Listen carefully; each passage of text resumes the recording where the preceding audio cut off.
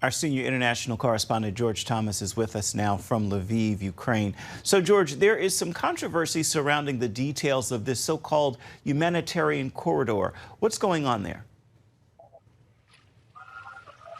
Yeah, President Zelensky of Ukraine basically called Russia's attempt of getting people out of these danger spots like Mariupol, Kharkiv, the Kherson region as immoral. And here's why, because the Russians say that these Ukrainians can escape to Russia and Belarus. So in essence, this corridor is not to other Ukrainian cities, but instead the corridor goes all the way north to Belarus, or all the way east to Russia, or all the way south to Crimea.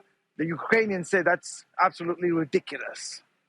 Now, you had the chance to travel outside of Lviv this past weekend. What's the mood in the outlying towns?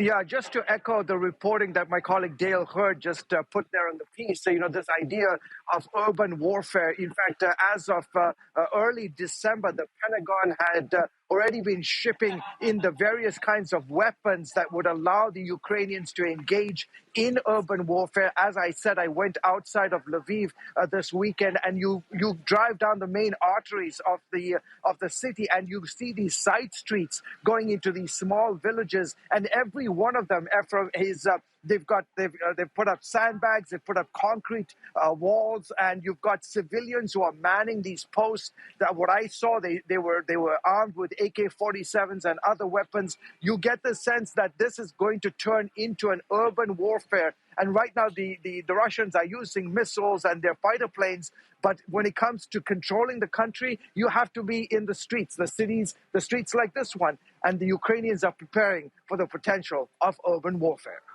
George, this weekend, people at the Armenian church in Lviv took down a statue of Jesus. What can you tell us about that?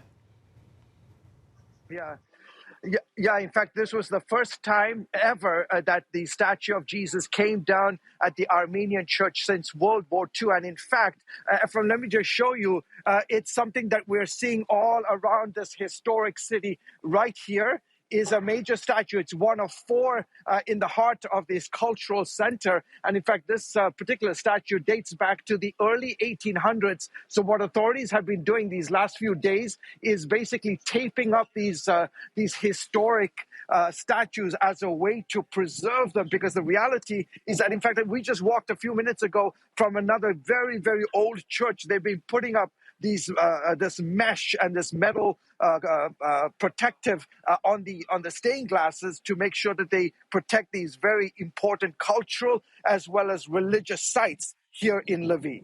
All right, thank you, George, preserving their history there. Thank you so much for reporting for us from Lviv, Ukraine.